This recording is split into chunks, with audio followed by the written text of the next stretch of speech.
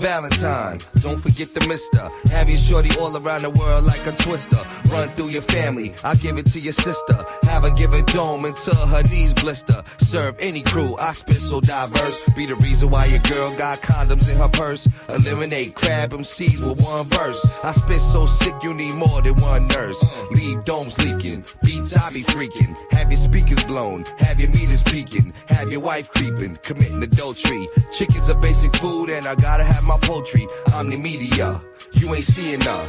Cats with knots thicker than encyclopedias. 230 baby, niggas can't fade me. We hopping out the Lex, the X or Mercedes. It's Big Delph. The smooth cat that all the fly mommies wanna holler at. What? It's Big Delph. Catch me in a fly Cadillac truck smoking out the lag. It's Big Delph. It's not a game, I spit flames, rock chains, boo, tell 'em what's my name. It's Big Delph. See me in the back of a stretch Hummer getting mad brain. Hey yo, Optimo's hoes, 500. See me with 2 dime pieces taking photos, talking big. Proof. Get the truth to the young black youth. Proof. Proof. Get the truth to the young black youth. Proof. Proof.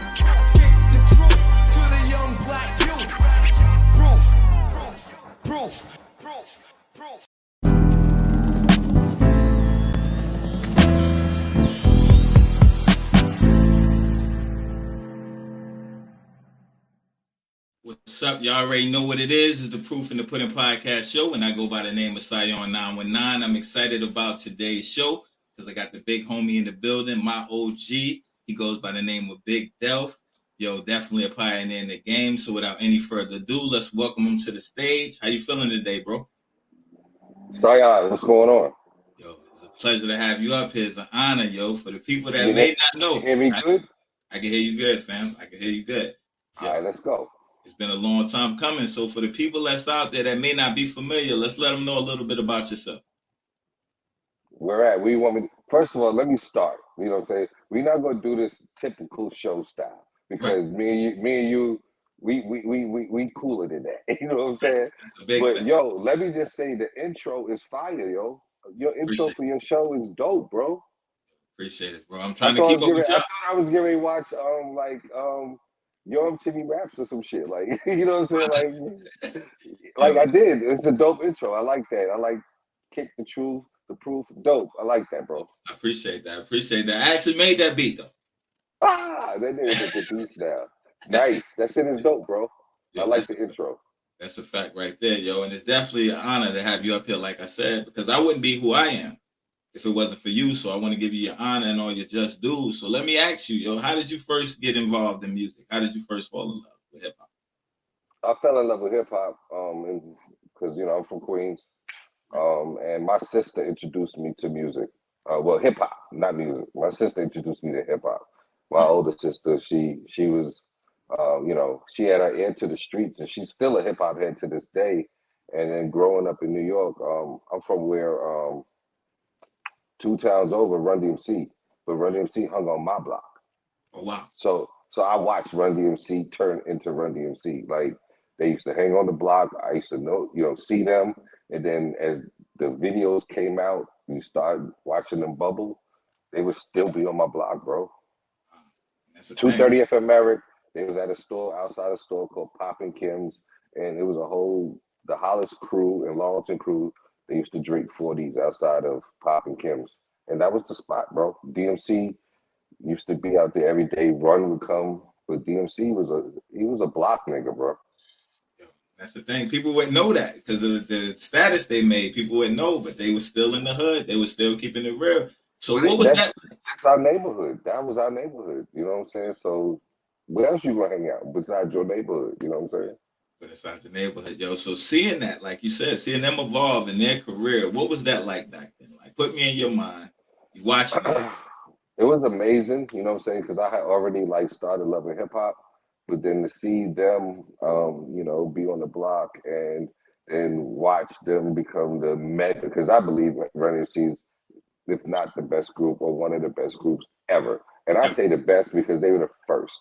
right. They're the they're the first group to just set it off. So um, you know, that led me to writing rhymes with my dudes on the block, break dancing, all of that shit. New York hip hop was being born, you know what I'm saying? So you as we're growing, it's growing with us and we're learning different stuff, but we're getting the rawness of all of the streets because you ride and niggas got cassette tapes of Public Enemy, you know what I'm saying? Mikey D from Queens, Large Professor. Queens was popping at the time. So you getting all of the underground. I remember I got off of I used to go to Francis Lewis High School and I was at the bus stop and my man played um Coogee Rap demo for me. He was like, yeah, Coogee Rap lived two doors down from me. I was like, what? You know what I'm saying? Like Coogee Rap. And from that day I've been the biggest Coogee Rap fan ever because I was like, yo, I ain't never heard nobody rhyme like that. And still I don't, you know what I'm saying? Wow. So I got to stir the pot a little bit. It was supposed to be a versus. It was supposed to be G Rap, Big Daddy Kane. Who are you rolling with in that versus? Well, I'm rolling with Big Daddy Kane because Kane got way more material. And and Wait, and the wild thing is I just met Coogee Rap not too long ago. You know what I'm what? saying? I met Coogee Rap and MC Shan together. You know what I'm saying? But Big Daddy Kane is my man. Like Right, Kane was my favorite. I love Rakim to death. You know right, what I'm saying? But Big Daddy Kane was just my favorite. You know what I'm saying? And then it turned out, once I got to Carolina, I turned out to be cool with Big Daddy Kane. You know what I'm saying? And it was crazy. That's almost like somebody saying nowadays saying, "Oh, one day I'm gonna meet Drake," but then next thing you know, Drake call your phone. You know what I'm saying? So that's what Kane was like to me. right. Was like Drake to Jay-Z type shit. You know what I'm saying? But yeah, yeah, Kane definitely got way more material, but Coogee Rap just been that raw lyrical monster. But it was him and Kane going back to back on the raw. It was the uncut version of Raw where him and Kane was going back to back that really just sold me on both of them. They both solid. Both solid. You know what I'm saying? So watching hip hop evolve. I started writing rhymes. I was making my mom's. We lived in Lawton. We used to go to Jamaica Avenue, and all it was record stores out there. So my man was a DJ, my best friend, he was a DJ. So we would get our little $10, $15 and go take the bus to Jamaica Ave and go buy two records for the day so Right. he can go back and cut them up. You know what I'm saying? So I come from hip hop. You know what I'm saying? Like the bottom of it. You know what I'm saying? Yo, and that's the thing. Like you said, hip hop has evolved over the years, but back then the vinyl, the DJs, the Yes. breaks, they back then they scratching and all that. They just pulling the record back and just having it looping. Way Yeah. before we had beat machines and stuff like that. So what was that experience like for you as you start becoming an MC to make the transition from being a lover of hip hop to actually doing music? Well, so when I was 12, I was a hip hop fanatic. I used to listen to the radio. I heard an advertisement saying, if you want to be a rapper, call this number. I called the number. I got in contact with a person named Mel Kwan, who's big in the industry on the underground in New York from an old school joint. But I spit a rhyme over the phone. This was when I was 12. I spit a rhyme over the phone. At 13, I had a contract. 13 with a contract. He was like, "Yo, come to Brooklyn, man. I want to sign you." So, through all of the rigmarole, my parents wouldn't agree on signing the contract, so it never happened. But I kept the connect. You know what I'm Right. saying? And But Melquan is responsible for buying the RZA his first sampler and kind of really putting the Wu Tang on. Put Wu-Tang You on. know, so I used to be on the phone with the Jizzle when he was the genius. You know what I'm saying? So, you know, so my hip hop roots started in Queens, New York, but I was moving around at 12. I was in the Bronx and Brooklyn and all that. I used to record in the Bronx off of Gun Hill and Boston Road. You know what I'm saying? When I was 13, 14. You know what I'm saying? So my hip hop roots come way deep. And then moving to Carolina, you know what I'm saying? Some of the first people I hooked up with in Carolina was Yak Fu Front. Yeah, You know what I'm saying? absolutely. DVS, Yak Fu Front. DBS. And I used to be in a group called Flim Flam with my man, rest in peace, Naughty, Naughty Head. And me and him was in a group called Flim Flam. We used to open for Yak Fu Front. Wow. Wow. So then soon as I got to Carolina, I was already on the hip hop scene already. You know what I'm Right. saying?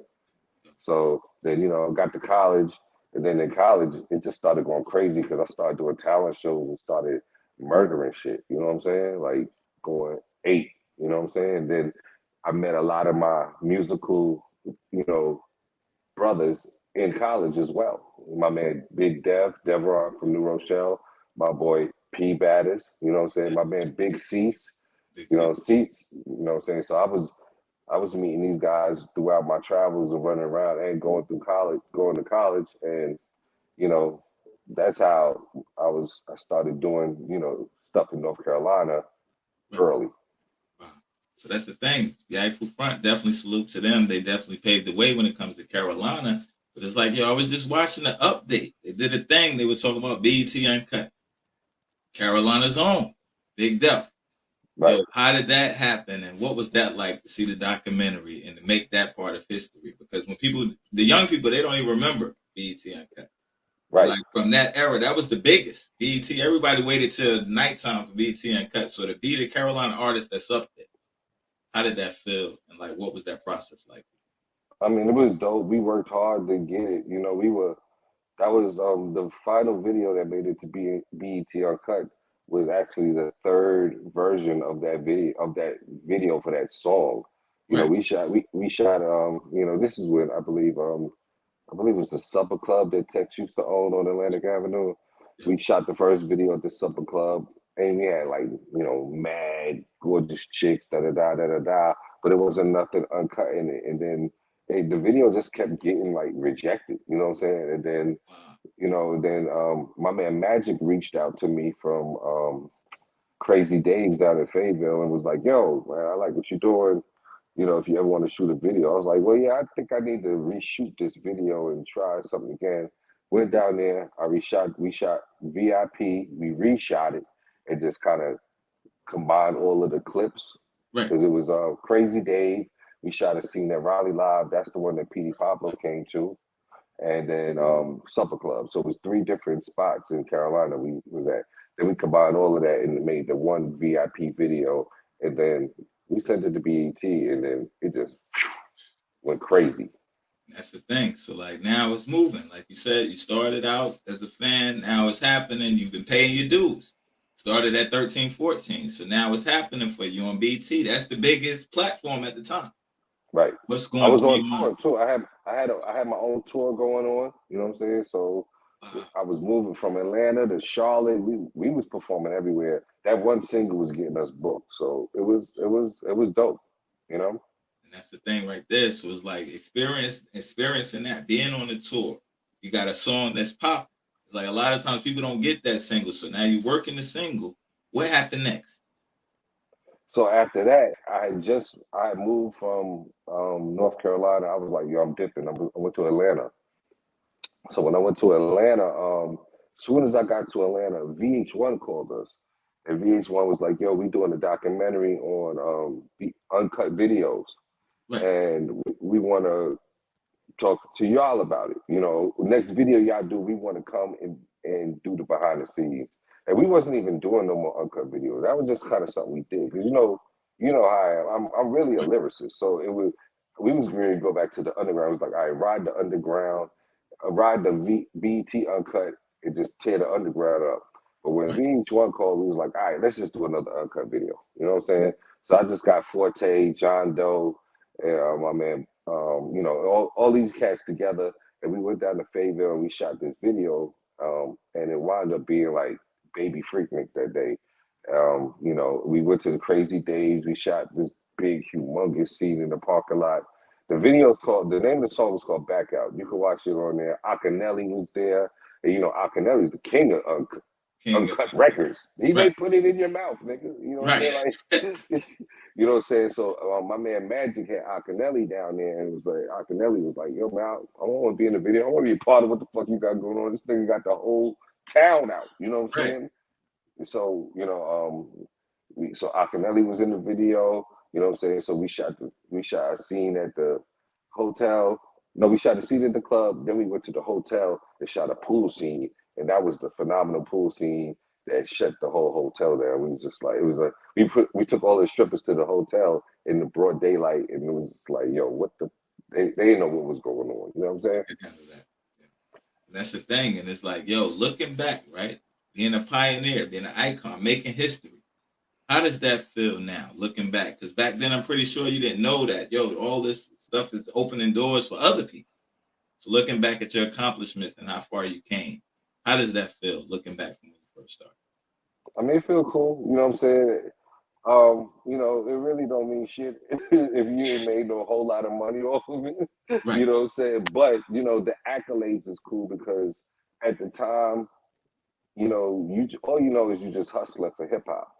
right, You trying to get on somehow. All of that shit was just us trying to get on, bro.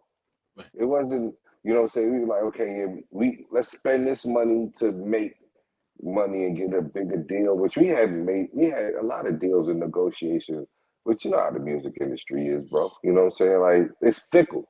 You know It's what I'm fair. saying? So versus us taking some bad deal and then getting played, we just kind of like, nah, we don't want that. And then, but it's all about the longevity, bro.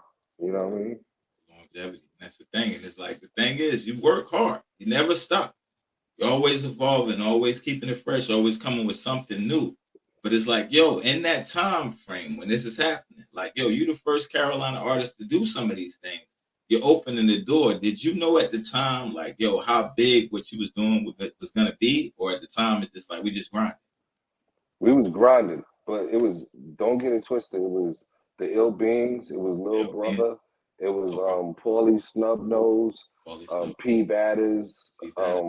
It was a whole. Nine Deuce. I Nah, cannot dudes. forget Nine Deuce. 200. You know what I'm Two. saying? That's my man. Like Raleigh hip hop had been rocking. I just kind of blended in what was evolving anyway. You know what I'm saying? And then we were more, like we were more, you know, unified out there at the moment. You know what I'm Right, saying? Because all we had was that. So, if we do a show at Kings, it'd be the same crew, but it'd be flooded. You know what I'm saying? right. So, Lil Brother, Big Delph, P Batters, the Ill Beings, Mike Savvy. I mean, all of these dudes, man, we were just grinding, trying to put Carolina on, but we were trying to get on as well. But me and P Batters used to slide to New York very frequently. I mean, more than often, and we would go because P had it popping. He did I don't know if y'all know the history of P Batters, but P Batters had it. P was right there to be the everything. next artist to get like be out of here for North Carolina. You know what I'm saying? Nah, and that's a So, fact. That's a and I fact. was right there with P. You know what I'm saying? Right there with him. And then later down the line, we got with Josie Mo. You know what I'm saying?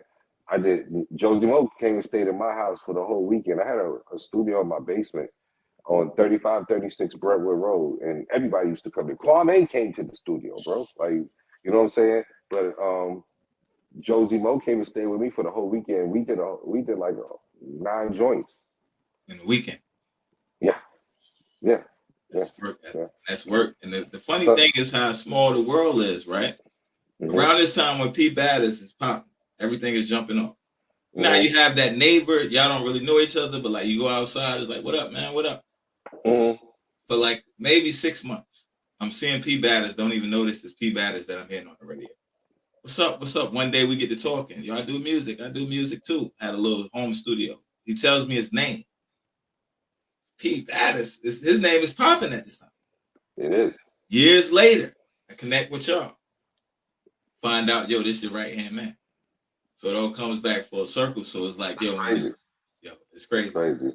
Yo, so it's history in the making. So like all the people that you're naming are big names in Carolina history. So like you said, you and Josie Moe locked in, did 9 joints. Around this time, you said Kwame comes to the studio.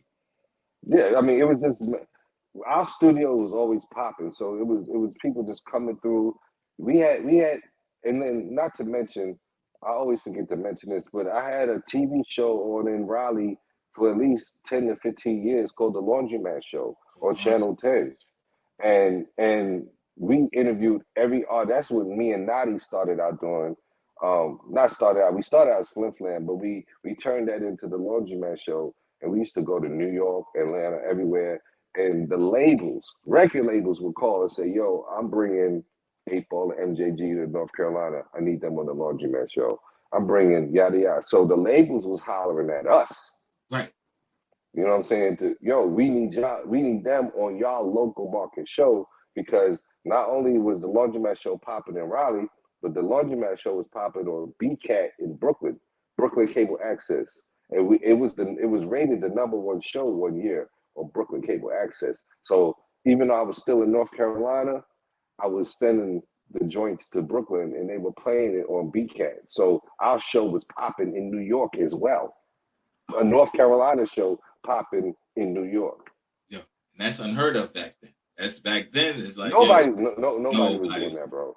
Nobody was doing that. Now remember the Laundromat Show, definitely another iconic thing. So it's like, let's talk about some of the accomplishments, because you've done a lot. There's a lot of doors, a lot of platforms. Like I said in the beginning, I wouldn't be who I am if you hadn't opened the door for me. So let's talk about some of those platforms and some of the opportunities, not only that you accomplished for yourself, but that you opened up for other people as well. So it was 35, 36. Then then I used to DJ in a couple of clubs in Raleigh, some of the biggest. Plum Crazy was the biggest club Raleigh's ever seen. I was the DJ. I was one of the DJs out there. You know what I'm saying?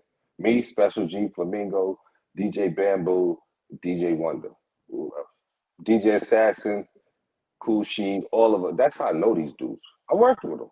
Right. You know what I'm saying? So not only am I an MC, you know what I'm saying, I was DJing in the club, killing the club. And then when Plum Crazy closed down, I went to Raleigh Live. You know what I'm saying? Then by the time I was in Raleigh Live, people was booking me to do, I was DJing in Atlanta, South Carolina. I was moving around. You know what I'm saying? So, and that was just my hustle. Just the hustle. But I love music so much. I knew what records to throw. I've been around DJs since I was 11. My best friend is a DJ. You know what I'm saying? So I grew up watching DJs practice. You know what I'm saying? So the general knowledge of doing a DJ, I've been had that. You know what I'm saying? And then my song selection was always fire. So you throw the records on. And I'm an MC, so instead of me scratching the records in, I'm yelling the records in. Yo, you know that boom. Then the new record come on, but it's a banger. You know what I'm saying? So I got through the whole night like that, and I was getting paid more than niggas who really know how to scratch and go hard. You know what I'm saying? Wow. That's the thing right there. That's like you said, incorporating the MC in, bringing the music in. You already got the sound as an artist. So now you're rocking the crowd. You got the experience from doing the shows. So it all come together. At the time when you picking up these tools under your belt, did you know like, yo, I'm a DJ one day? Or did it just come natural? How did that happen? I never planned to DJ, bro. It's just I was in a club and I got the opportunity to make money and DJ at the same time. You know I was gonna do it. Got to do like the way I started DJing was I was in the club. The club had 2 sides. Plum Crazy had 2 sides. One night the DJ didn't show up. The club manager said, "Yo, give him 2 crates and send him on the other side." And that's me. So I went to the other side. I got the other side rocking. After that, it was over. It was over. The rest is history. And that's the thing. Anybody from Carolina, they know Plum Crazy. They know Raleigh Live, Legendary, the Laundromat Show. So all this is under, but you didn't stop there. Right. No. That it was like certain eras I went through in Carolina, you know what I'm saying? And then not to mention I went to Winston-Salem State, you know what I'm saying? I went to St. Aug, then I transferred to Winston-Salem State. Then in Winston-Salem, then I create a movement in Winston-Salem. You know what I'm saying? That's crazy, and that's why I link up with Seven the Panther, my man Kyle Santillian, been on the radio for 20 years. He got the number one show in Atlanta right now, The Morning Hustle. You know what I'm saying? Like I went to college, so once I got to college, bro, I just formed a crew and ran with a crew of music niggas, and I had it popping in Winston too. You know what I'm saying? So not just Raleigh. You know what I'm saying? Right. So New York. all of that going through. So then then I come back to Raleigh, and then it kind of leads us to City Live. Right. So we just say this. We're gonna just say City Live, and we're gonna let it breathe. City A Live. lot of artists. They started there. A lot of artists got they drill. They boot camp. A lot of artists that came through City Live. What was that experience like? Like looking back, see like people that came in doing their first shows. See now later on. How did So that? yeah, I'm gonna be honest. I didn't know that a lot of these people, even like you, I didn't know, I was helping y'all out in some form or fashion. All I do is I know how to show love to artists. I'm a music head, you know what I'm saying? So anybody who got that drive and that energy, you had that drive and that energy, yo, yeah, come on, let's rock, blah, blah, blah. You know what I'm saying? But City Live, I was able to get that whole building on the end, you know what I'm saying? And once I got the building, I had to figure out what to do with it, you know what I'm saying? So I was like, yo, man, I know enough people in this area to do something. You know what I'm saying? So I said, let's make a studio. We started out with the green screen room. Then we started out with the VIP room. We always had the studio. Then me and Big Time knocked the wall down, and then we created the battle room, which was the big party room where Right. Big Time built the stage. He did. I cannot lie. He built that stage and he renovated that room, and we turned that into battle Mike Night Champion that P Batters used to do. People performing showcases, and it was almost like 8 Mile in Raleigh, right? That's a fact. Now, that's a fact. One of the ones, the battles that stand out to me the most was Seven the Panther. He battled Kenny McGovern. Woo! Fire. Fire. Fire. Iraq was killing everything moving. Whoa. Iraq was destroying niggas. Bankhead, Kenny MacGyver, Billy Dutchess, Eli Shakur, Fred Mance. I had Blick the Barbarian and Bad News. They had a battle in there. You know what I'm saying? Like, so we was like the birth of really the battle rap scene from Raleigh for that era. That's a fact. Because C Dub came to that battle and scooped all of the battle rappers from that battle and took them, and then that's how Briz got on Smack, and then he had a relationship with them niggas, and it blew up, which I didn't care because I was still rocking with all of that shit. Nigga, like, yeah, it's supposed to blow up. You know what I'm saying? Like, you know what I'm saying? But yeah, we were getting the battles in and doing the showcases. We used to have the City Live parties. Oh my God, with the grill in the back. I had the big pig smoker in the back, and it was just organic hip hop, just vibes. You know what I'm saying? No, that's a fact right there. Even the Hunch Punch was legendary. Whoa, Hunch Punch used to have niggas in the hallway throwing up. You know what I'm saying? Like, that's a fact. Said it sideways, yo. Some of my best nights was after the Hunch Punch. I bet it was. I bet it was. Yo, that's a fact right there. So, yo, when we think about City Live, we hear a lot of people saying, yo, the reunion, stuff like that. We got you on the show. I got to bring it up. Is it going to be a City Live reunion or not? I'm hearing a lot of whispers, people saying, yo, we're putting it together. Is it going to be official City Live reunion? It's going to be a Smoking Grooves reunion, and we'll combine it. You know what I'm saying? Yeah. But it's really, City Live kind of branched Smoking Grooves off too. You know what I'm saying? That Smoking Grooves was birthed off of City Live. You know what I'm saying? Because the same landlord had the same building. They was like, yo, you want a restaurant? Blah, blah, blah. You know, and then I was like, then I put it together, got the people together to make it happen. We opened up Smoking Grooves. That's another legendary era. Whole nother Now, legendary Smoking Grooves was definitely one of Raleigh's hottest spots ever. ever. If you saying you do music, if you didn't come through City Live, you didn't come through Smoking Groove. You need more people, I don't believe. If you didn't go through one of them, you need more people. I don't believe you because, like I said, these stages were legendary. So at the time you have City Live, you open up Smoking Groove. You were running them both at the same time. Right, and then eventually I closed City Live because it was just too much.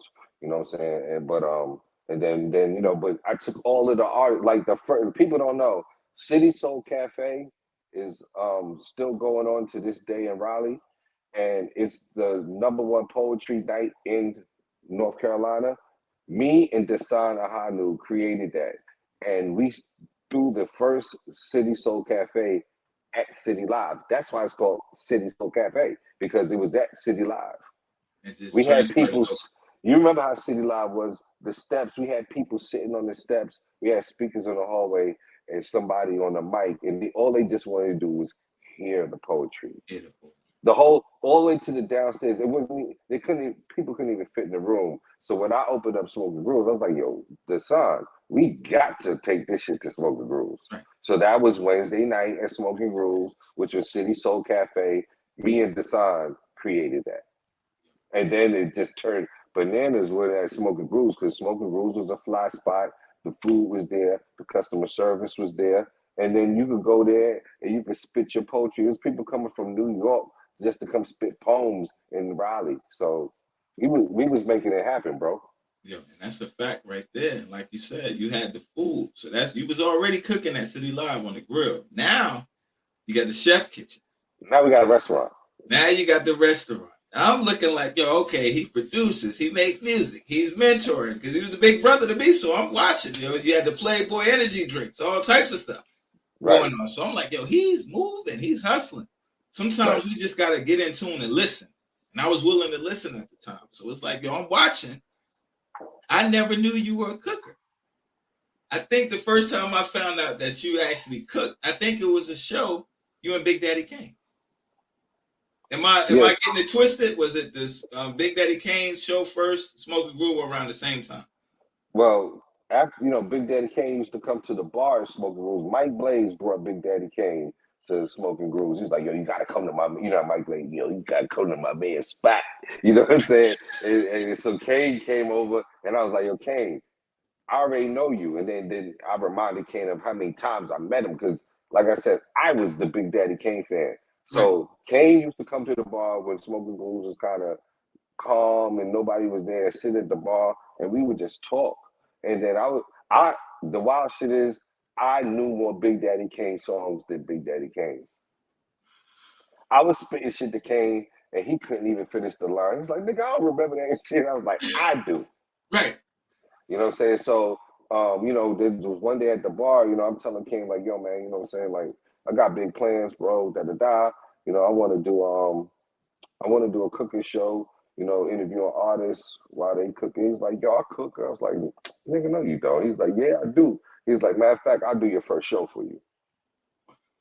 So to have somebody who I grew up listening to, and that I really idolized, because like I said, Kane was my favorite nigga. I had the flat top, all of that shit. You know what I'm saying? Like, I tried to walk like that nigga. I had the small Nefertiti piece while he had the big joint. You know what I'm saying? So for all that to happen, and then later down the line, that's my man. You know what I'm saying? Or not even my man, but I have a great relationship with him. Right. You know what I'm saying? That was dope for me. But Smoking Grooves kind of just transfer from City Live is like, okay, now all y'all artists come over here. I want y'all to perform and do what y'all was doing at City Live, but now we serving food and we got a good vibe to it.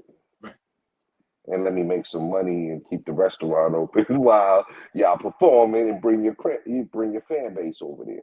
Yeah, that's a fact. And you did that. That's the thing. It was even a time where people had the drinks. I remember it was the different. You had the Ciroc drink. You had the Piffies. It was different ones. So it's like you always been a creator, and like you said, you always showed love to the artists. You always gave us a platform. Then you opened up the back. It's like, yo, we had the restaurant first. When you open up the back, it's like, whoa, like, yo, there's all that out there. So now not only can you chill in the inside, you can chill in the back. So it's like, well, when you envision this, when all this is unfolding, did you know, like, yo, I'm about to kill him with this? Or it's like, yo, you just took a chance? Or like, did you already know, like, yo, this is going to happen. The next, we're going to do this, pop, pop, pop. Smoking Grooves was my first restaurant, bro. So I didn't really know what I was doing. You know, all I knew was I knew how to do something. I knew how to make something pop. And and when I put it together, I was like, oh, this shit fly. You know what I'm saying? Like this shit funky fly. Then the back, if I had that spot right now, I'd be a gazillionaire. Maybe not in Raleigh, but that atmosphere, the way that was built, Right. it was that was one of the nicest spots I had. I ain't gonna hold you. You know That's what the I'm thing. saying? And we was the first ones to have 919 day, Raleigh Day. Probably that. The first one, it was so packed we had to stop letting people in there. You know what Right. I'm saying? So we launched a lot of historical things from that are still going on in Raleigh to this day at Right. Smoking Grooves. Right. Now You know that's what I'm saying? We used to do big time TV on Thursday. Big time, that's my man. And we put we broadcasted live on TV from a restaurant, you know what I'm saying?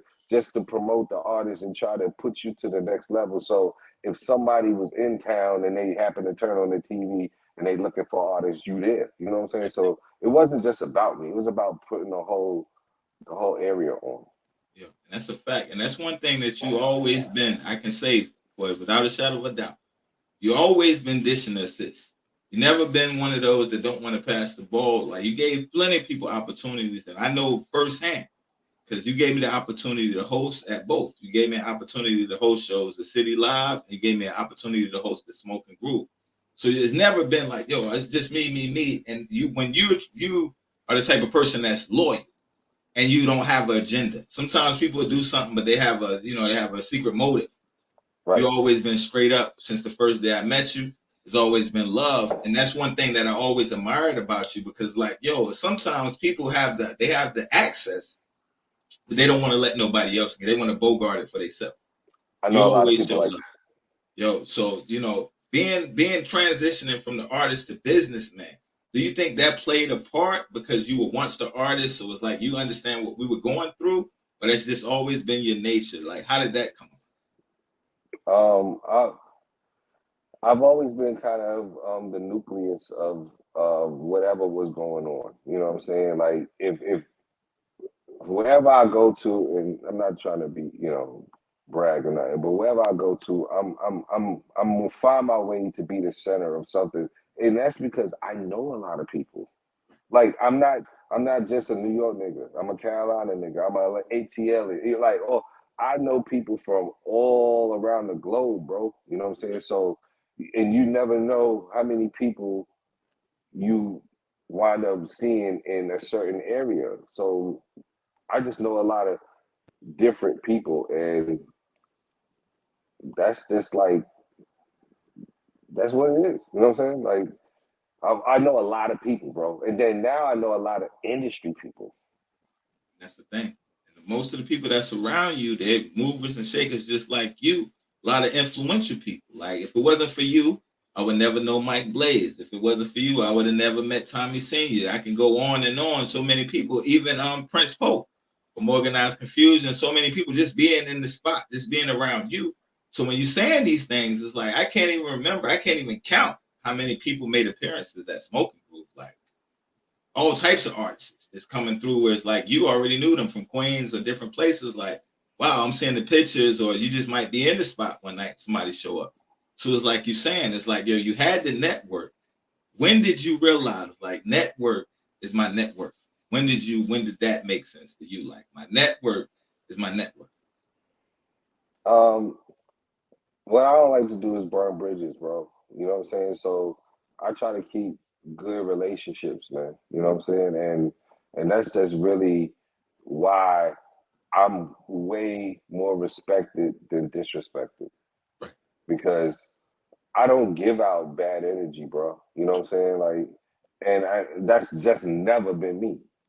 It's it's never been me, man. You know what I'm saying? Like, I give out good energy, bro, and people even like artists like Big Daddy Kane, Diamond D, Dinko D, um, Prince Poe, Mike G from the like these are rappers who I listened to when I was growing up.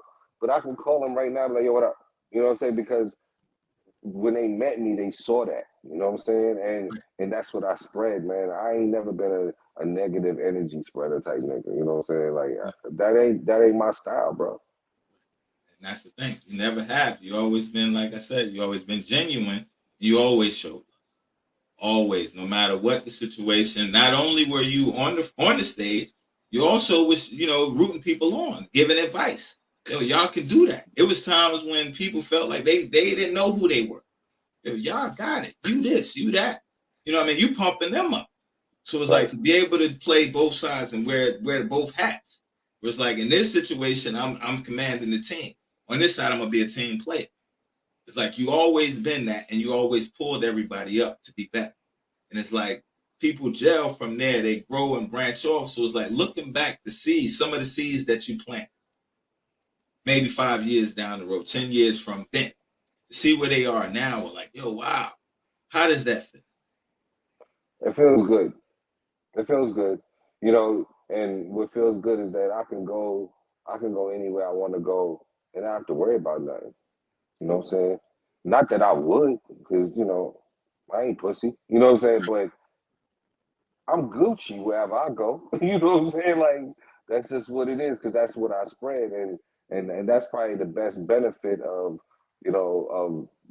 all of the accolades that you're giving me right now of the spreading the energy around different people that I've met in different cities and different states is Right. that they gonna tell you that's the same nigga, bro. You're just doing something different. But really, I'm not, nigga. I always been cooking. When I was 12, I was cutting school and frying chicken, bro. Like, so and rapping. Right. So I really ain't doing nothing different. It's just I'm, trying to make an empire out of it now. Yeah. And that's the thing. And that's what I wanted to touch on too, because one thing that you always understood was building a branding.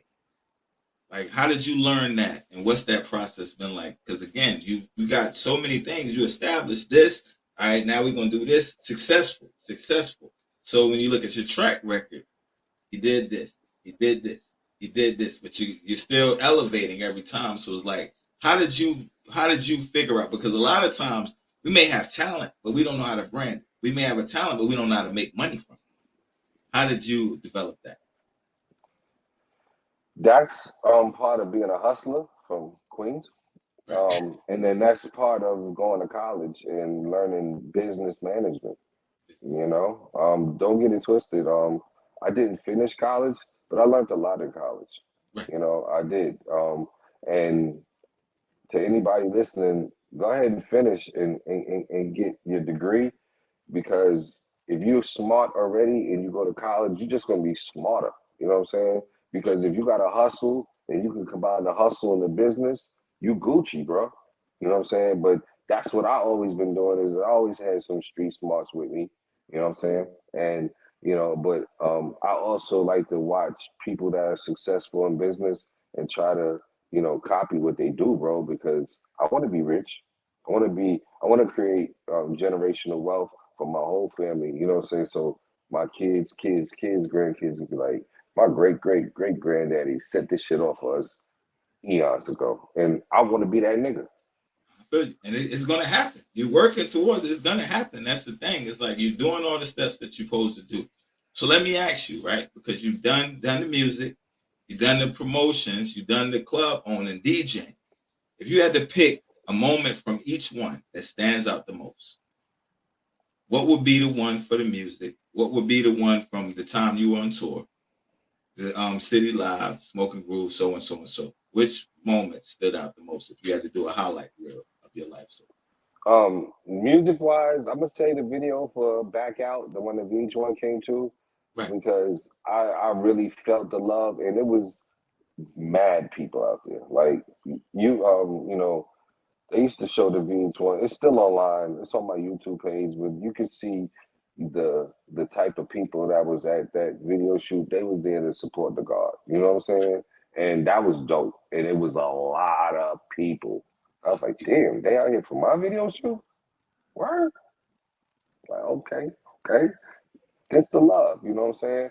Um, so that maybe restaurant and business wise.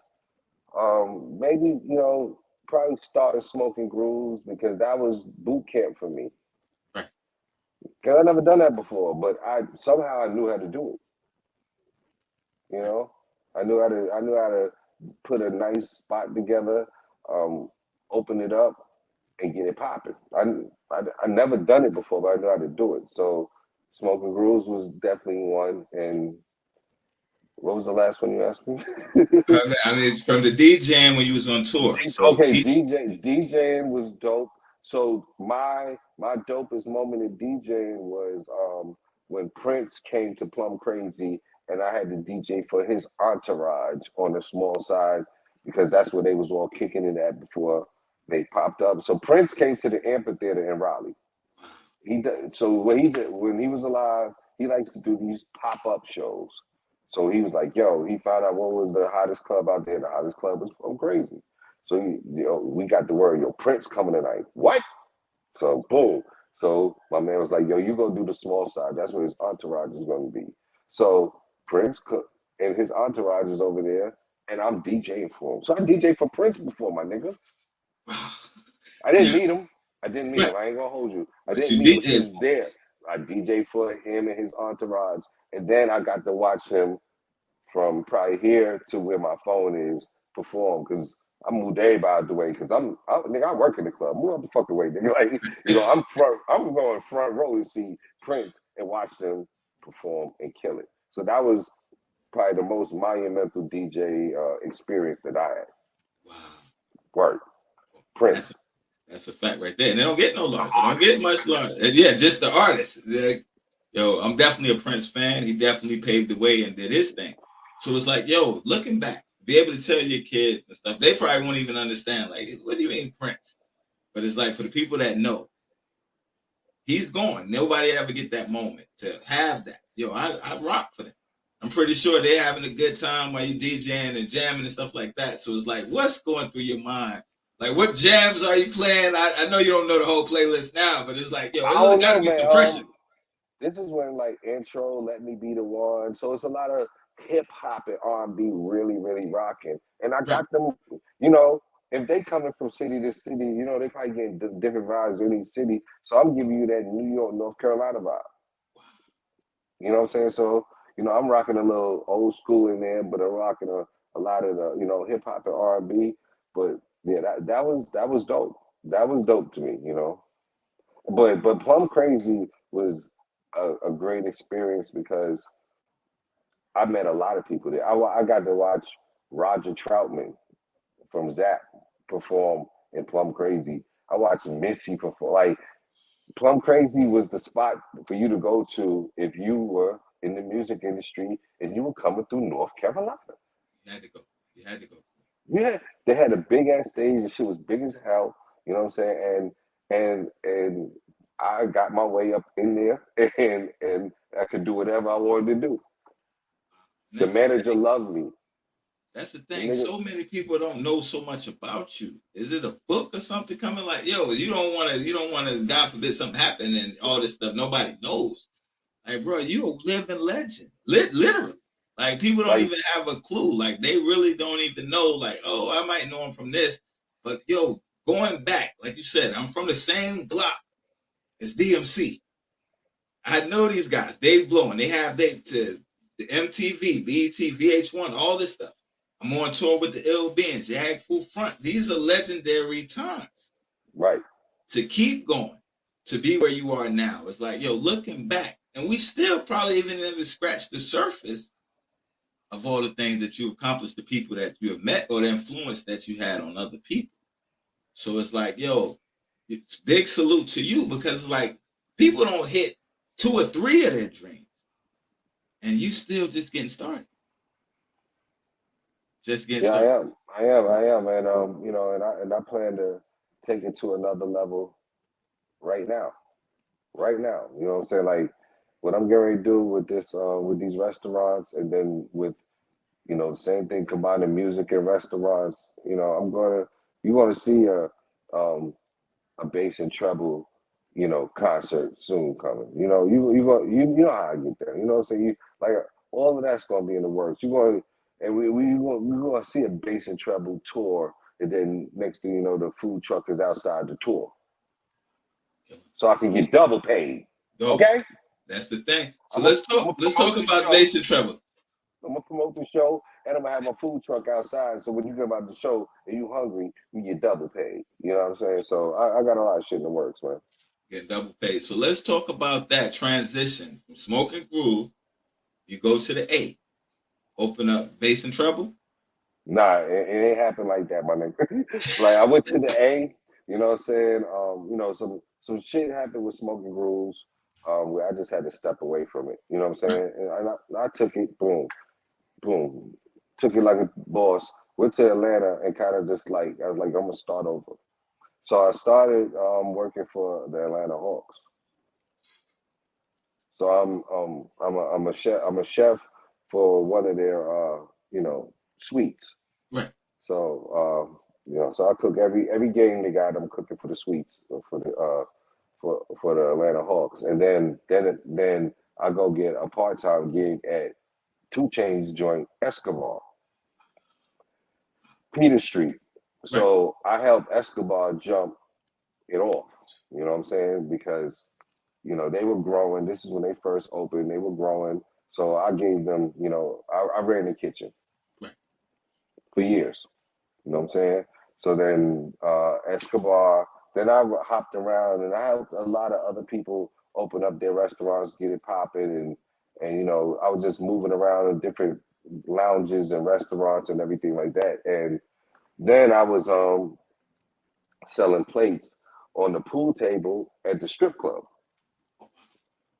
So me and my man, we would make 50, 60 plates of some gourmet food, Right. lamb, salmon, dirty girl pasta.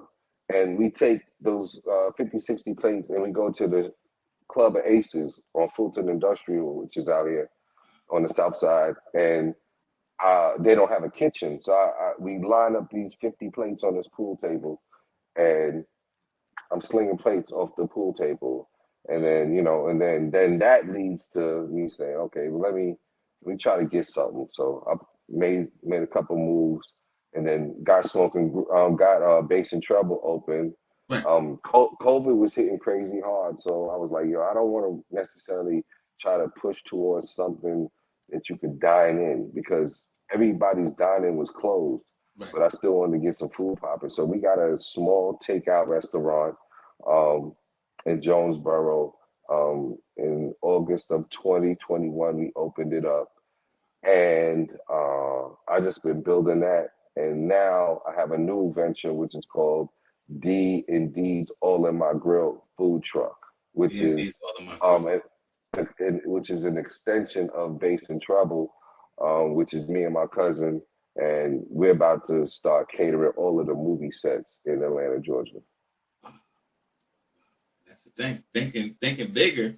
So it's like you said something. You said you were slinging plates in the strip club, Right. right? So VH1 honors you. You got the, Crazy Dave's, this, that, and the third. Uncut. Years later, now I'm slinging food. Right. I went From from performing in the strip club to selling plates in the strip club.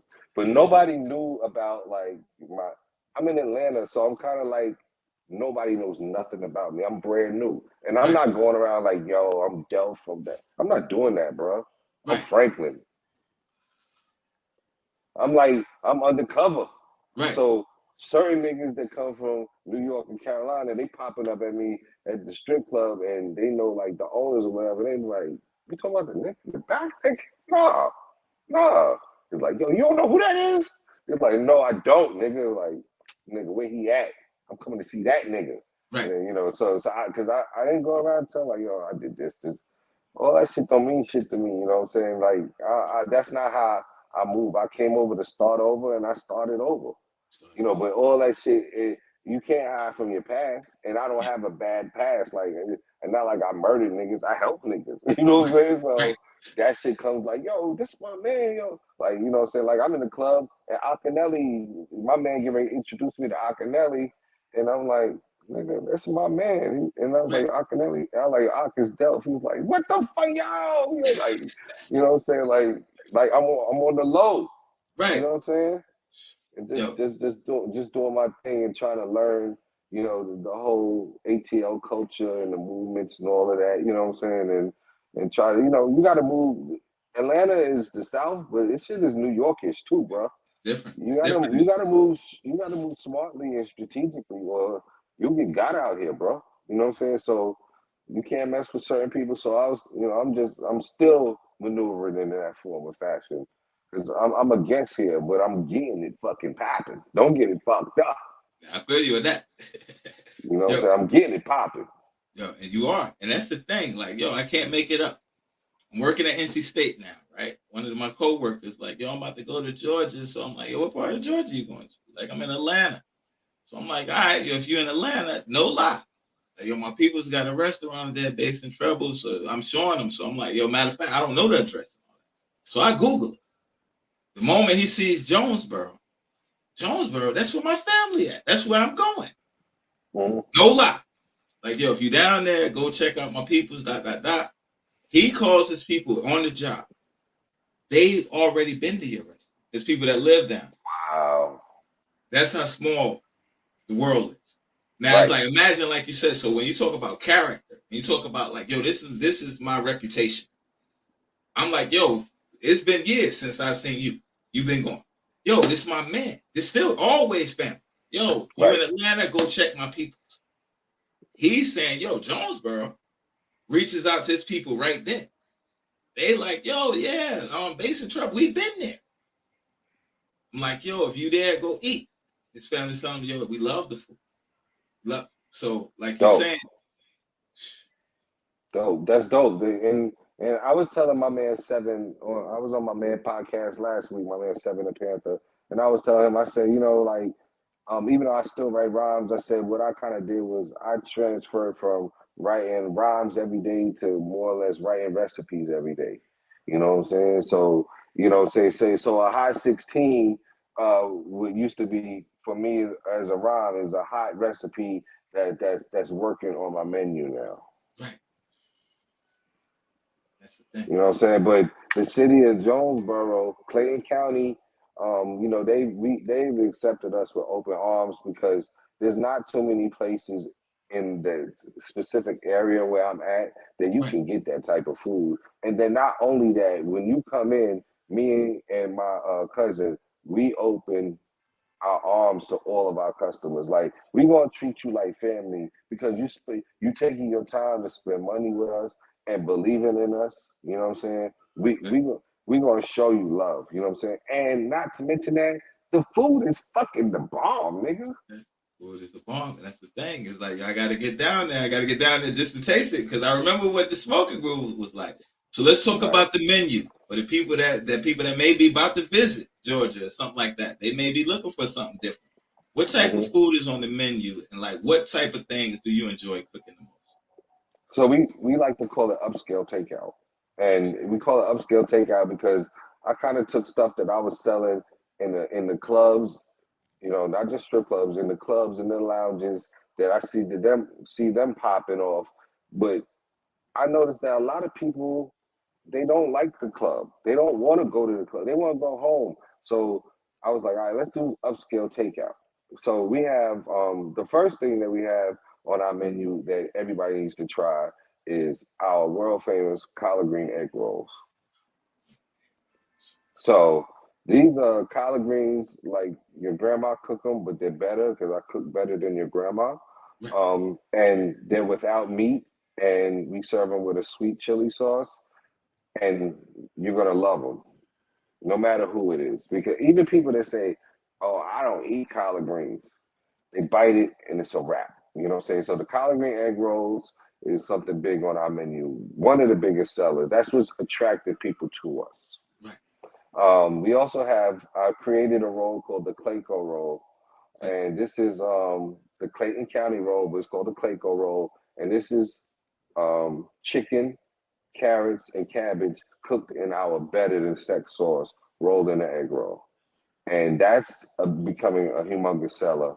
Then the next big thing on our menu is our Dirty Girl jerk pasta, and you can get that with chicken, shrimp, and salmon.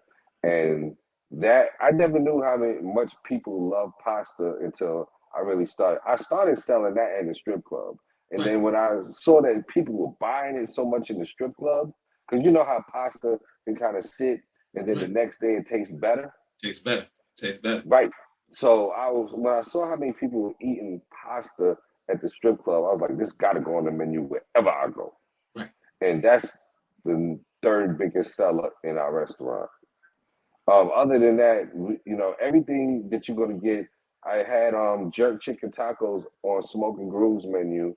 I still have them on Base and Treble menu. Before I used to do it with a mango coleslaw. Now I do it with a pineapple coleslaw just to put a twist on it. But it's still the jerk chicken tacos that are banging. And Right. then the rest of the menu is just fish, shrimp. Our lamb chops is ridiculous because they're cooked on an open flame grill. We make our own teriyaki sauce, and we make it caramelized on the over top of that fire. And you're going to get your plate. All our plates look like they should be going, to some type of table or function. But you're taking these plates to go home because we believe in plating our plates real, you know, pretty and making our food taste real good. So every meal that we make is customized for the customer. And what we say is we will produce your plate. That's the thing. So Well, it's a music thing. So that's why it's called Bass and Treble because it's a music themed cafe. I'm a music nigga, but I cook, and and we got top billing lamb lollipops. Uptown Girl grilled teriyaki salmon. So everything got a musical twist on it. You know what I'm saying? that's dope right there. And that's the thing. You said something about the better than sex sauce. That was a Better than big thing. sex sauce. Still, people buying that. They're still buying the better than sex sauce. So how did you get into that? It's like not only you cooking, making your own sauce. You said you got your own. You and your cousin, y'all got your own teriyaki sauce. How did Yeah. you get into making the sauces? Man, I've been honestly, son, I've been making sauces since I was in college at Winston-Salem State.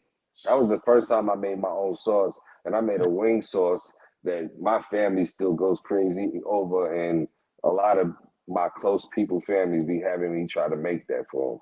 So that was just kind of me, evolution, just coming and just playing with different sauces at the time. Like, okay, I'm gonna do a teriyaki, I'm gonna do a wing sauce, I'm gonna do a garlic butter sauce. So just trying to do that so I could brand something because I want to get some, merchandise into the stores. Right. As we building our restaurant, we creating a brand. We want to have merch for our restaurant. You know what I'm saying? Like if you're a rapper, it's the same difference, Si. If you're a rapper, you got your albums, your T-shirts, and whatever merchandise you might have. So I'm in the restaurant, so I got your sauces, your dry rubs. I'm getting ready to get into all of that. You know what I mean? And that's the thing. And that's the thing with it. It's like again, you always come as you pushing the envelope. You're always going higher. What can people expect down the road, like 5 years from now, when people think of Bass and Treble Cafe? What can people expect? Um, from 5 years from now, what you can expect is that I'll have a chain of restaurants. I already have two right now, which is Bass and Treble and D&D's All in My Grill food truck. Those are Right, two separate entities, but I'm involved in both of them. right. But then we also going to do D&D's seafood and barbecue truck. So we going to do a whole bunch of different mobile restaurants. And that's the thing right there. So, like for any up and coming cookers, any people chefs, I wouldn't say they're chefs. They up and coming. They cook. So, Right. what advice would you give to those type of people that they may have a passion for cooking, they don't know where to start? What advice would you give to them? Um, my advice would be just to get out there and try to, as my cousin would say, get in the game and perfect it later. You know what I'm saying? Get started, get your business started, get everything rolling, then perfect it as you go. Because there's no blueprint for it. You're gonna learn all of this stuff on the way, bro. You know what I'm saying? I'm still learning to this day the do's and the don'ts and the pitfalls and all of that. But Right. but I have a higher goal to create this whole empire. You feel me? That's real right there. And that's the thing. So it's like you said, not only having the truck, you got two entities. You're gonna have a chain. So it's like, how far do you want to go? Like when people think of Chef Delph, like, all right, we got legend, living legend, rap, Big Delph. And when we think of Chef Delph, you put in the other hat. Like you said, they're similar, but it's different. Like, what's the end goal? Like when you look back on your life, when people think of Chef Delph, what do you want to come to mind? And when they think of Big Delph, the artist, the businessman, the entrepreneur, you're wearing a lot of hats, blending them together. What's your hmm legacy that you want people to remember you as when they think of Delph? Um, legacy wise, I just want to be remembered as somebody who was down to help somebody out and spread a good energy. And as far as just enterprise wise, like I said, I want to have a fleet of trucks. I want to have a fleet of restaurants, and I still want to do a label. I'm always going to do music. So I want to sign some. I want to build a label, sign some artists. Have a couple people running it, da da da, get it popping. But music and food is just going to be what I'm doing like forever. But building the empire on the food trucks and the restaurants is going to be what you're going to see evolving over the next 2 years. That's the thing right there. Outside of that, it's like, yo, the podcast and things like that. What else can people expect coming up in the future? Music. Music. We definitely working on a City Live album. You know what I'm saying? I'm gonna be doing more tracks with Diamond D. And like I said, we're gonna put together, get a label relaunched. And I like young and talented up and coming music. So I'm gonna find somebody to lock in with and push them to where they need to be. And then, you know, I might go to a couple of shows with them if they're going overseas or whatever like that. You know what I'm saying? But show them the ropes and help somebody else build their future. Right. That's the fact. You know what I mean? You had to pick three places that you haven't been, that you want to go to. What would they Travel to? You mean the travel to? place I want? Three places I want to travel. I definitely want to go to Africa. Africa, I want to go to Santorini. Santorini. And um, probably want to go to Montserrat because that's where my family origin is from. It's in the West Indies, but a lot of people don't visit the island because it had an active volcano. It hasn't done anything in 20 years, but at one time the volcano was active. But that's a couple places. I want to go everywhere. I want to go to the Maldives. I can tell you 100 places I want to go, bro. I want to go to Hong Kong. I want to go everywhere, bro. And that's the thing right there. So, like, yo, can you imagine being in Hong Kong and somebody saying, "Have you tried this sauce? Have you heard Right, about this food?" right. Yo, That's what I well, want to do. yo, and I know you can do it. That's the thing because it's like, yo, you work. It's not like you sitting there waiting for something to happen. You're one of the hardest working people I know. You always been on your grind. Like you said, being just a good person, just doing good business is going to get you far, and that's what you built your career, your reputation on that. So I can definitely see it happening because it's like, again, it's like, what is he going to do next? What is he going to do next? Once you think he's doing this, boom, I hit you with something else. So it's like, I know that you're only going to keep pushing the envelope, only going to keep evolving even more. So let me ask, Once I get once I get the 50 mil, then you won't see me for a while. that's when, Once I get 50 mil in the bank, then I'll sit down for a minute. yo, that's the thing But right for a there. minute only though. Just for a minute, they got to get back to work. Yeah, definitely. That's the thing. So if we had to define success in the words of Big Delph? What's success to you? Success is being able to take care of my fam and create generational wealth. That's success. Great job. Generational wealth, bro. You know what I'm saying? When you're able to leave money for your children and your children's children, or businesses, or some type of equity to, that your kids can still benefit from, or even legacies where your connection so strong, or your name was so strong that your great grandkids can say, yo, my great granddad was Bob. You know what I'm saying? 'Cause certain people you could do that, like my great granddad was Martin Luther King. But oh shit, nigga, you good? What you need? Right. That's what I want Big Delph's name to be like. You feel me? That's the thing. That's the thing, yo. It's definitely an honor, yo. It's like, yo, I'm trying to tap on everything, but again, you've accomplished Nah, so yo, much. you good with this shit. Your interviewing skills is dope, my nigga. I ain't gonna hold you. Got you. Yo, Dope. yo, I definitely appreciate it again, yo. It's like, yo, And just as watching things, what you do. I keep my ear to the street. So of course I'm watching what you do. I'm watching how many episodes you got going on. I'm watching how consistent you are with it. But always, son, that I expect nothing less, because when I met you, I already saw that in you. You know what I'm saying? When you was just rapping at the time, I still saw that in you. And that's what gravitated me towards rocking with you anyway. You know what I'm saying? So, I expect nothing less than what we doing today.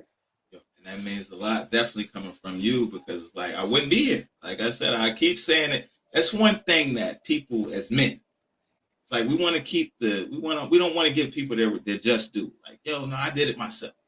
Nah, we didn't do it ourselves. Like, yo, it's Right. a whole lot of opportunities, even as far as me, Team Collective, there's a lot of doors you opened, a lot of people you plugged us to. I would not be here if it wasn't for Big Delph. And it's even like you said, with the hosting and stuff like that, I would have never even dreamed about hosting anything like that. So to get the opportunity and for it to evolve into this, it's like, yo, it all goes back like to the opportunity that you gave.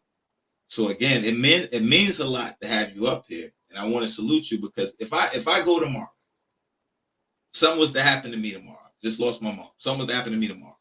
I want to be empty when it comes to my friends, when it comes to my loved ones, when it comes to family. To say, yo, Big Delph, on record, yo, Big Delph, I wouldn't be who I am if you didn't see something in me or give me an opportunity. It wasn't like it came easy. I had to work, but you gave me the opportunity. So, yo, bro, when I see you moving and shaking, and I see you evolving, and I see you still going hard, and I see doors opening, blessed, it truly makes me happy. And I'm not just Thank saying that on camera. It truly makes me happy because you are genuine good guy. And it's like, thank you. yo, we see a lot of opportunities happen for the wrong people. But when it happens for the right people, and it's like, yo, they ain't cutting corners. They not stepping on people to get to the top. Right. It inspires me, bro. And that's from my heart. So when it's like, yo, anytime if I'm talking, people, yo, hip hop, or it comes to this, yo, if it wasn't for City Live, this wouldn't have happened. Smoking Groove opened this for me. If it wasn't for you introducing me to Mike Blaze, if it wasn't for Tommy Senior dropping jewels on, it's Right. all under your umbrella, Big B-Dub. So many people I can name.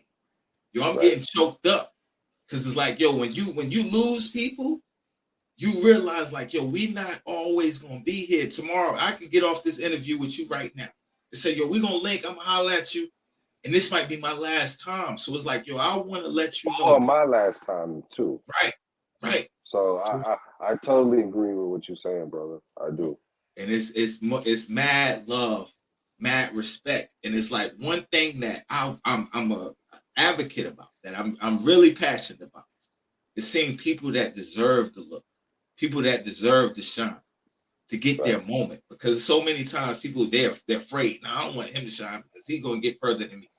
What's meant for you is meant for you, and you've always been that. If I learned nothing else, I Right. learned that from you, bro. And I know it's been genuine love from the first day I met you, and from my heart. Yo, I love you, bro.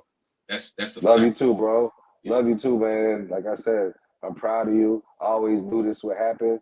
So when you hit me, I was like, hey, I ain't gonna hold you. I'm gonna keep it real. Like maybe a year, I was kind of like, yo, why this nigga ain't, I know we had talked about it, but yo, this nigga ain't call me to get on the show. You know what I'm saying? Like, you know what I'm saying? But I knew it was gonna come because, me and you are family. You know what I'm saying? So, and it's here, and proud of you, and salute to you as well. Yeah, and that's the thing. So I want to ask next, as things keep evolving, as things keep happening, would you be consider coming back up here, give us an update? You're welcome anytime. Is that something that's possible in the future? Man, whatever you need from me, I always got you. Yeah. You know what I'm saying? And even when you know, when we throw the Smoking Grooves reunion, you should definitely come and, do a live broadcast from there or something like that. Because when I'm the reason I haven't done the Smoking Grooves reunion yet is because I want to do it a certain way, and I want to do it so it benefits people besides me as well.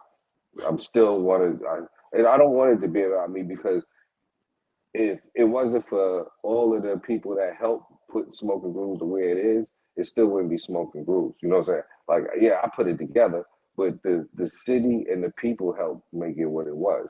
And it would definitely be dope for you to come out there and do have a booth, have a live broadcast, and talk to people, and find out what they feel about Smoking Grooves. So yeah, let's stay working, bro. Just because I'm in Georgia don't mean I'm done with Carolina. I got some shit too, man. I'm coming. I'm gonna set a food truck out there in a year or two. Yeah, that's the thing So right so there. you're gonna have you might get a Smoking Rules food truck. You know what I'm saying? But at the bare minimum, you definitely get a Bass and Treble food truck in Raleigh. Yo, with that, yo, it's definitely an honor. I'm definitely all for that. Again, if there's anything that I might have missed, because my mind, I'm in my feelings, I'm emotional. Yo, it's like I said before we got on the air. Like, yo, my mom burying her in 2 days. Like, yo, but this is therapeutic. I needed this to happen. So it's like Right. I know I'm all over the place. If it's something, Condolences to your family too, man. I know. I mean, I still got my mom, but I can imagine how hard it is, losing your mom. So, you know, condolences to your family, bro. For real. yo, I definitely appreciate that. If it's something that I might have I'm always missed, gonna pray for you, man. For real. yo, I definitely appreciate that, bro. If it's something that I might have missed, Delph, that the people might need to know that's happening right now or in the next coming months, let's talk about that right quick. Because again, I'm kind of scattered brain, so it's like if it's something I might No, over. I think you did everything you're supposed to do today, man. You covered all of the grounds, man, up to where from beginning to end for me, and just I just want everybody to just be on the lookout for Bass and Trouble Cafe, D&D's All in My Grill food truck, and just follow Big Delph, and you're gonna see me. I'm gonna be back in Carolina pretty soon, making a couple of moves out there, man, and definitely linking with my peoples and doing some music and all of that good stuff. So I think you covered everything, brother. Yeah, that's a fact right there. So at this point, again, I want to send my love to you and the family. If you got any last words or anything you want to say to the people that might be watching now or watching the playback, we'll let you do that right then.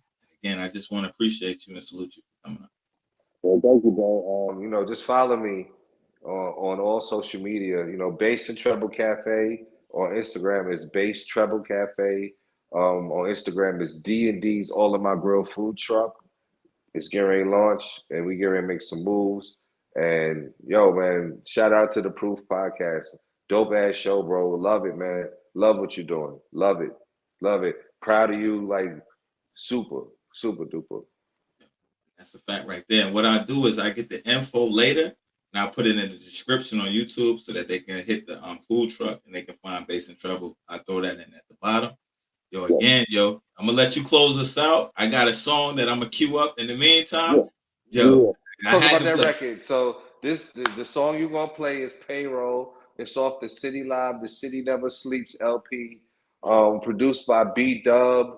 So you got mad features on there. You got Geechee Sway from Camp Low. You got Prince Poe from Organized Confusion. You got B Dub. You got P Badders. You got Scion. You got Big Delph. I'm probably missing Ciroc Pop. Right, There's a right. whole bunch of people on that album, man. But this song right here is called Payroll. Felice Knight is singing the hook. Ra helped us do the hook on this record, help us write this hook, and we were in City Live just banging out, and we made it happen. And this is one of my favorite joints. Definitely a dope ass record, bro. That's a fact right there. Yeah. Cyan, the panty raider. Yeah, that's a fact, yo. Those glory years, yo. Again, salute to you, yo. We want to thank everybody that tuned in. Be sure to follow Big Delph on all social medias. Be sure to tap in the Bass and Treble Cafe. Be on the lookout for the food trucks. And again, yo, I just thank you. I want to thank everybody for tuning in. We're not signing off. We're gonna throw the outro, then we're gonna play the song. And again, I want to thank everybody for coming out. Yo, you can tell them peace at this point, and I think it's all love. That's what we're all right.